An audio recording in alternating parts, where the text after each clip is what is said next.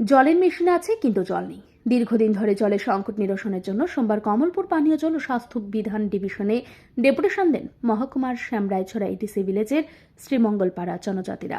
কমলপুর দুর্গা চৌমুহনী ব্লকের অধীন শ্যামরায়ছড়া এডিসি ভিলেজের শ্রীমঙ্গলপাড়া দীর্ঘ 1 বছর ধরে জনজাতি পরিবারগুলি জলের হাহাকারে দিন অতিবাহিত করছে। জলের চাহিদা মেটানো হয় দীর্ঘ উঁচু নিচু টিলা ভূমি পথ অতিক্রম করে শ্রীরামপুর এডিসি ভিলেজ থেকে।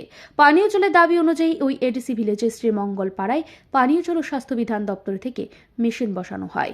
মেশিন চালানোর জন্য ব্লক থেকে অপারেট নিয়োগ করা হয়। প্রথম অবস্থায় জল পেত।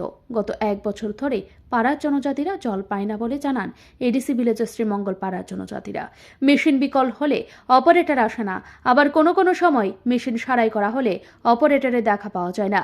এইভাবে গত 1 বছর ধরে জল নেই। উল্লেখিত এডিসি ভিলেজের শ্রীমঙ্গল পাড়ায় কেন জল পাবে না? জল দিতে হবে, অপারেটর সময় মতো মেশিন চালু করে জল দেওয়ার ব্যবস্থা করে দিতে হবে। এই দাবিগুলো নিয়ে শ্যামরায়ছড়া এডিসি ভিলেজের শ্রীমঙ্গল পাড়ার জনজাতি মহিলা পুরুষরা একসাথে মিলিত হয়ে সোমবার কমলপুর পানীয় জল ও স্বাস্থ্য বিধান ডিভিশনে এসে সিনিয়র ইঞ্জিনিয়ার রতন দাসের কাছে লিখিত ডেপুটেশন প্রদান করেন। এডিসি ভিলেজের শ্রীমঙ্গল পাড়ায় জনজাতি মহিলা পুরুষরা জানান গত 1 বছর ধরে গ্রামে জল নেই। বহুদূর শ্রীরামপুর এডিসি ভিলেজে গিয়ে জল বহন করে আনতে হয়। জলের জন্য হাহাকার চলছে, কোনো কাজকর্ম করা যায় না। তোরাই সামনে থেকে এলাম, আমরা এখানে শ্রীমঙ্গলপাড়া কংগ্রেস দিলাম। আমরা যে গভর্নমেন্টে আমরা মেশিন বয়ে দিছে, এক দানাও জল পাইলাম না। এমনি বছর উপরে হয়ে গেল, এক দানাও জল পাইছে না।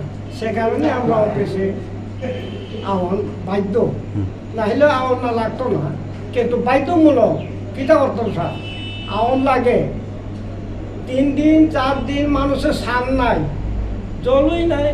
সান তো দূরের কথা, খাওয়ার জলই মিলে না। কত পরিবার থাকে এখানে? আমি 22 পরিবার, এই 22 পরিবার জল পাই না। মেশিন খারাপ না অপারেটর নেই? সব মেশিন খারাপ না ইউনি বালা এটা আমরা জানি না।